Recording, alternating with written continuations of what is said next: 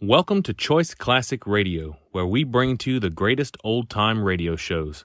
Like us on Facebook, subscribe to us on YouTube, and thank you for donating at choiceclassicradio.com. From Hollywood, it's time now for... Johnny Dollar. George Reed here, Johnny. Uh-oh, what fantastic character is Floyd's of England insured this time? Now, what is that supposed to mean? More singing mice, wayward cats. How about the counterfeit money problem? Johnny. No, let me guess. John, if you'll just listen to I me. got it. You're in trouble because you've done a switch. You've insured somebody against living instead of the other way around, that it? Of course not. No, I must admit we do have one policy of that sort in effect. There, I knew it. However, that is not the one I called you about. Okay, George, what is? We've issued a policy.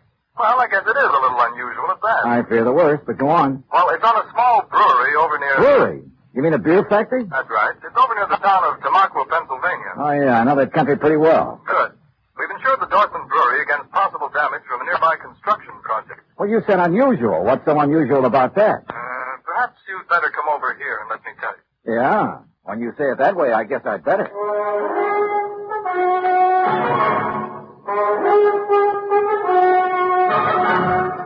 Bob Bailey in the exciting adventures of the man with the action-packed expense account. America's fabulous freelance insurance investigator. Yours truly, Johnny Dollar.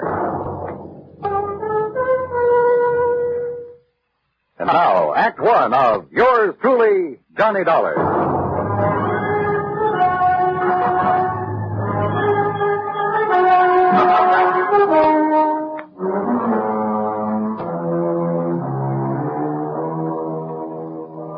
Expense account submitted by Special Investigator Johnny Dollar to Floyd's of England, North American Office, Hartford, Connecticut.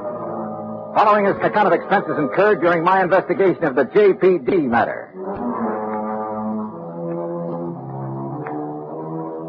Expense account item 1, $1.10, taxi from my apartment to George Reed's office, where he promptly dragged me over to a large map tacked to one of the walls. Here it is, Johnny, between the towns of Tamaqua and Sackville, Pennsylvania. On a little river that's called Pinxatawney Creek. Old Indian name, I believe. Uh-huh. The Dortmund Brewery is just about here. Yeah. Well, okay, I'll rent a car in New York and drive over there. And now wait. By making a couple of train changes, you can get most of the way over there by rail. Anything to save the company a buck, is that it? Why not? When that freewheeling expense account of yours gets into operation. Okay. What's the face value of the policy? Coverage for the whole plant, $820,000. Wow-wee. So I'll rent a car in New York. All right. Now, as I told you, we've insured the Dortmund Brewery against possible damage from the building of a plant right next to it. What kind of a plant? Competition. Another brewery. Oh, I see. Possible malicious damage. Is that what they're thinking of? That's what JP seems to be worried about. JP? JP Dortmund. Owner, manager, president, brewmeister, and anything else you can think of. Has anything happened yet? No, but I want you to go there and be sure that nothing does. Is this JP my contact? Yes. Okay, George, I'm on my way.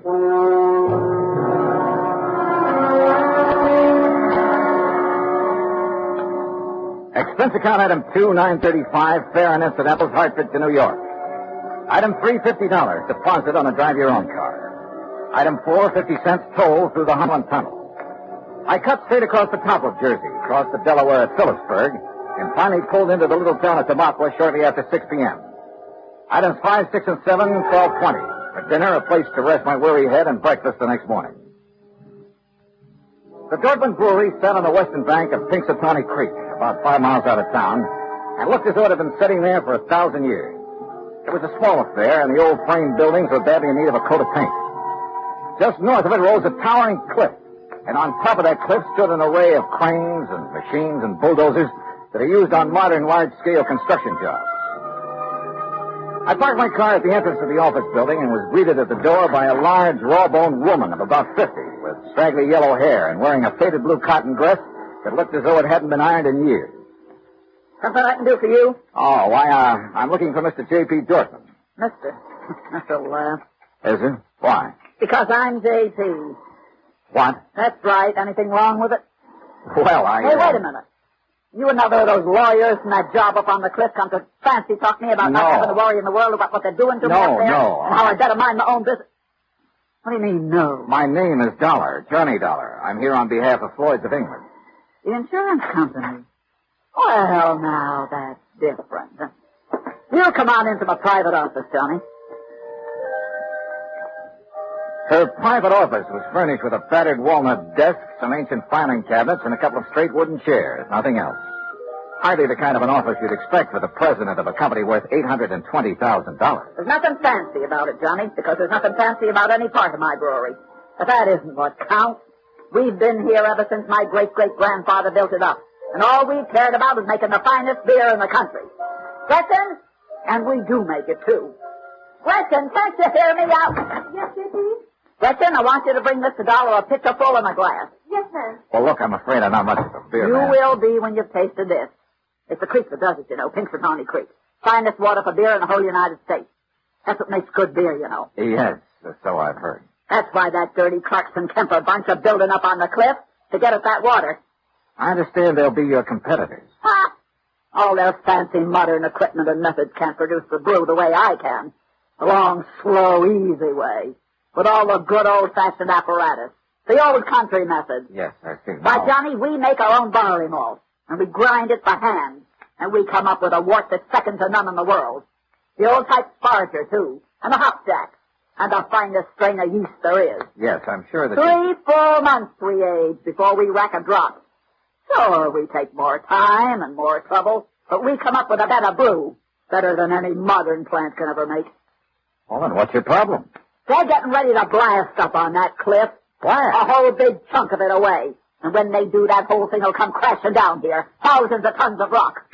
Oh, surely there's some state authority or something to prevent that. Oh, they've bamboozled the authorities. And your insurance company, too. They'll say it was an accident. A miscalculation. And when that rock comes crashing down here, it'll wreck this whole plant of mine. Well, you do have insurance, remember? It'll wreck all the fine old equipment that can never again be replaced because there are no such things anymore. Well, when's all this blasting supposed to take place? Who knows? Tonight, tomorrow, next week. Who knows? That soon? Yeah. So, Johnny, if there's anything you can do, you'd better do it now.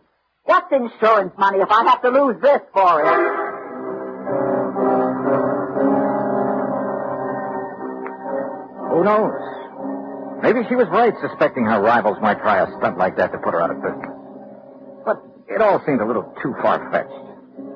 And yet, when I think of some of the unscrupulous things that have been done to put down competition, maybe she was justified in suspecting this Carlson Kemper crowd of... Yeah, maybe she was.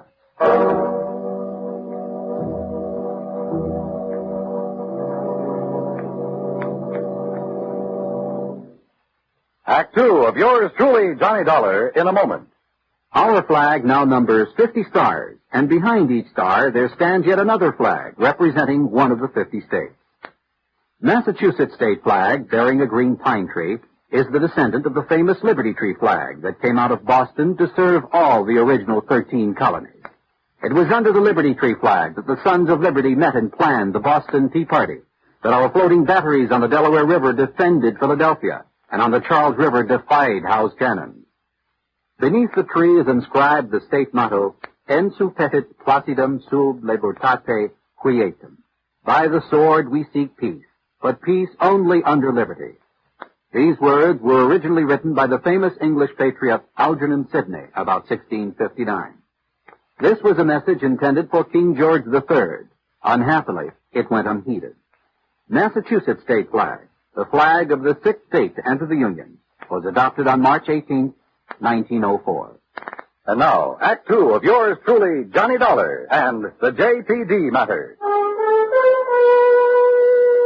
If J.P. Dorfman was right, if there was the least possibility she was right in her suspicion that Carlson Kemper would blast thousands of tons of rock down on a little plant in order to put her out of business, well, there was only one thing to do. I got back into my car and drove by a roundabout way up to the top of the cliff overlooking the Dorfman Brewery.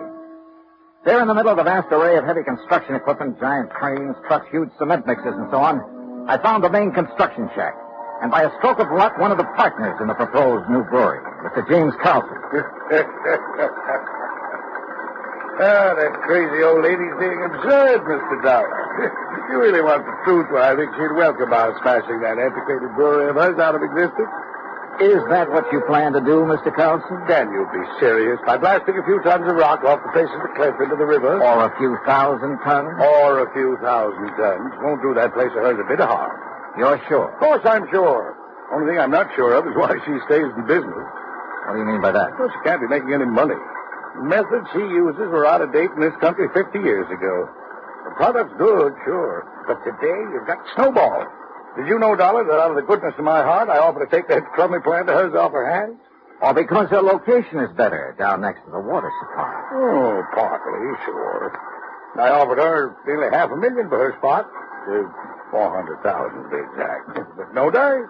She just kept bothering us, trying to get out a lot of injunctions against our building there.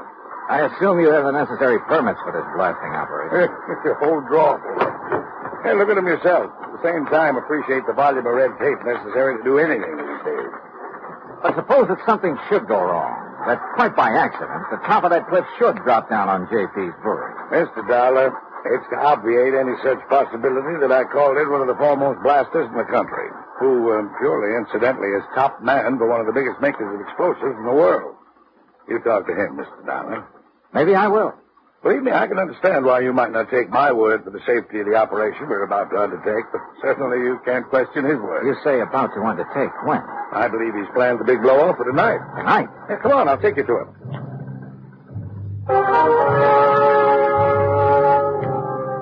We found this expert, Mr. Sidney Crutchfield, in a small, tidy shack set out near the edge of the cliff, working over a series of complicated diagrams with a busy slide rule in his hand. And I must confess, he turned out to be one of the most interesting men I've ever met. Tall, slim, and gray-haired, he had a quiet, easy, yet confident manner that completely belied his hazardous occupation. This was the man who had done the dynamiting for some of the biggest jobs in this country, had moved mountains and rivers in the construction of huge dams, had blasted the way for some of our vast highway networks. As you can see by the dates on these sheets, I finished planning this blast over 2 weeks ago. But I find that constant checking and rechecking never does any harm. Mr. Carlson tells me you plan to set off this blast tonight. Yes.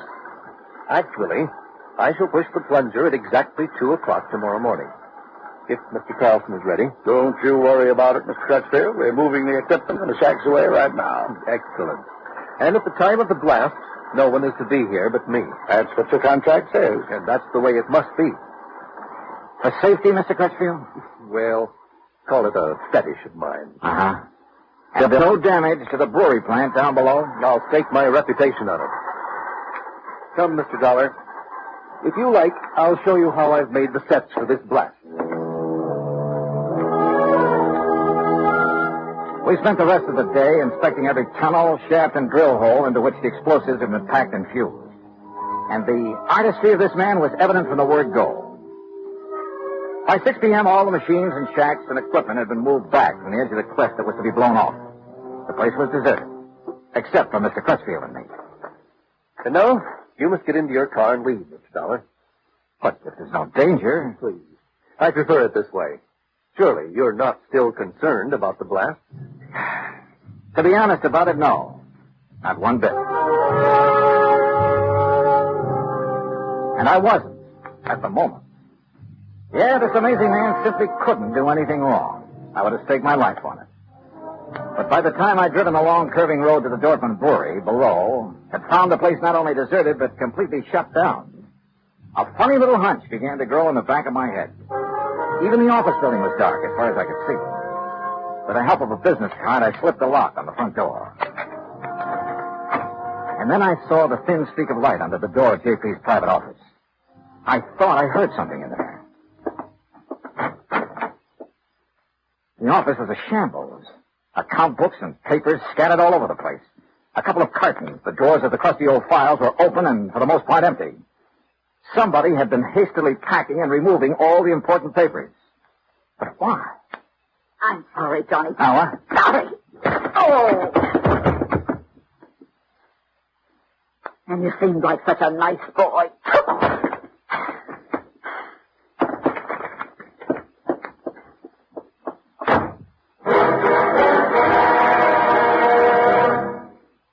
Act 3 of yours truly, Johnny Dollar, in a moment. Anyone who has survived the rigors of basic training is familiar with a great variety of milk that is dished out periodically in the armed forces. Now, there's frozen milk, concentrated milk, frozen concentrate, and good old powdered milk. But sometimes Supplying wholesome, fresh, real milk has been a problem when servicemen have been stationed in out-of-the-way places. The United States Air Force came across that problem some time ago in the island of Terceira in the Azores, those Portuguese islands that dot an eastern portion of the Atlantic Ocean. The air base there was considered powdered milk country for a long time. Although cattle have played an important role in the economy of the island of Terceira, the herd was badly inbred and milk production was very low. Modern milk processing was not a part of the picture. And with the help of Portuguese veterinarians, the men in the United States Air Force unit worked out a free breeding service by using a small herd of milk cows acquired in England, and the cattle there at Terceira improved. Then, a complete pasteurizing, homogenizing, sterilizing, bottling, refrigeration plant was flown in from the United States. As soon as this activity got underway, milk production began to climb steadily, and thirsty Air Force men and civilians were soon buying and drinking the new fresh milk. When economy of the island began to rise rapidly, the people were happy and grateful. You might say that a little milk of human kindness increased understanding on an island of freedom, the right of all men everywhere. And now, Act 3 of yours truly, Johnny Dollar, and the JTG matter.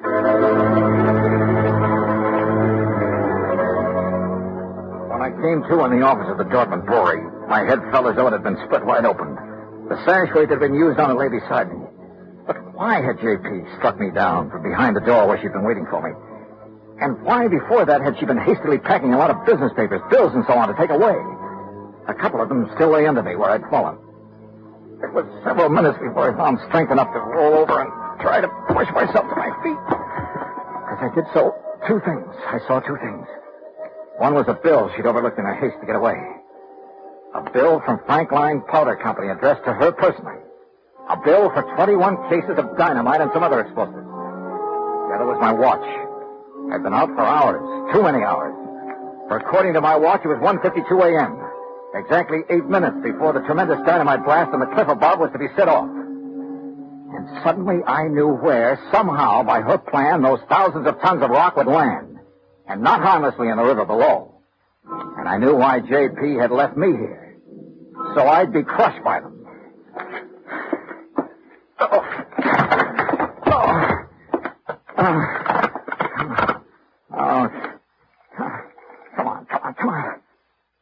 Please, come on. Hello. Oh, please, hello.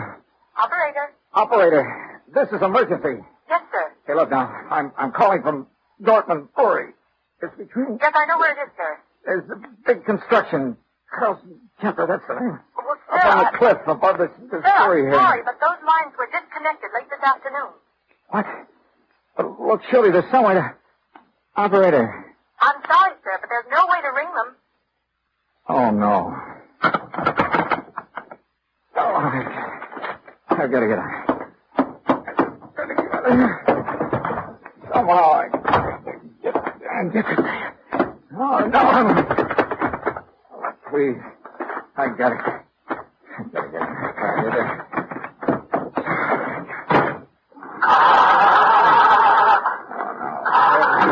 I can't.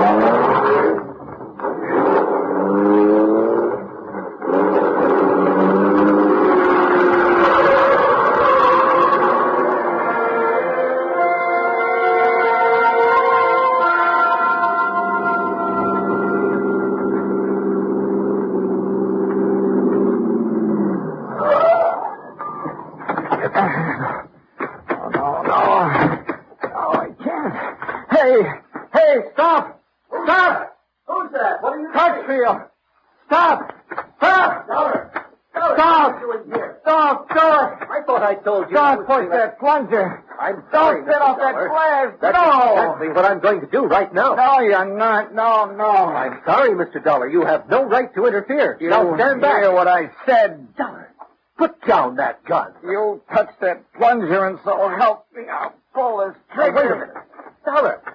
Dollar, what's the matter with you? Oh, What's happened to you, man? Oh. Good Cupid.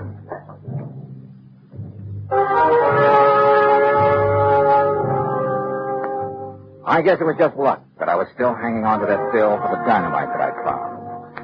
I guess it was luck that made Crutchfield grab it when he tried to keep me from falling. Made him look at it carefully by the light of his flashlight. But it was his good sense that kept him from going ahead and setting off that charge. When daylight came, he found the spot on the face of the cliff where J.P. had another charge planted. It was set to go off by concussion from the blast that Crutchfield had set.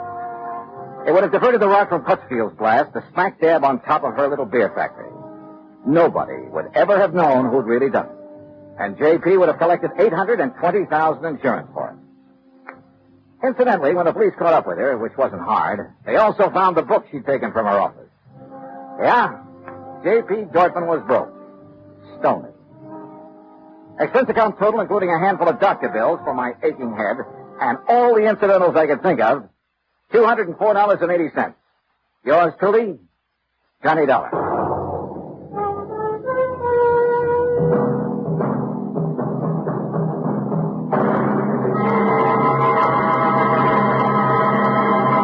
Our star will return in just a moment. Our flag now numbers 50 stars, and behind each star there stands yet another flag representing one of the 50 states. The origin of Hawaii's state flag has been the subject of much debate. It is now believed that it was the work of foreign advisors to King Kamehameha. Legend also has it that it was designed at the request of King Kamehameha by George Beckley, an English sea captain. The flag consists of 8 horizontal and alternating stripes of white, red, and blue, representing the 8 major islands in the chain. Also represented is the British Union Jack, a reminder of Captain Vancouver, who on his voyage around the world in 1794 gave King Kamehameha a British flag and the promise of British protection. The Union Jack is also a reminder of Captain James Cook, who discovered the Hawaiian Islands in 1778. Hawaii's state flag, the flag of the 50th state to enter the Union, was adopted in 1845. Now, here is our star to tell you about next week's story. Next week, the ideal vacation matter. But believe me, it turns out to be neither ideal nor a vacation. Join us, won't you? Yours truly, Johnny Dollar.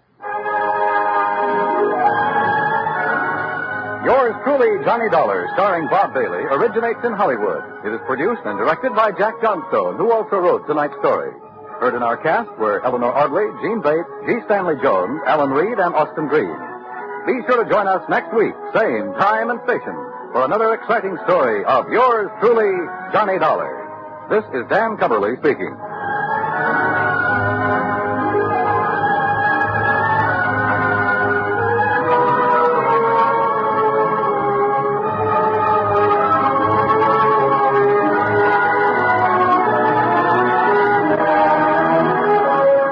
This is the United States Armed Forces Radio and Television Service.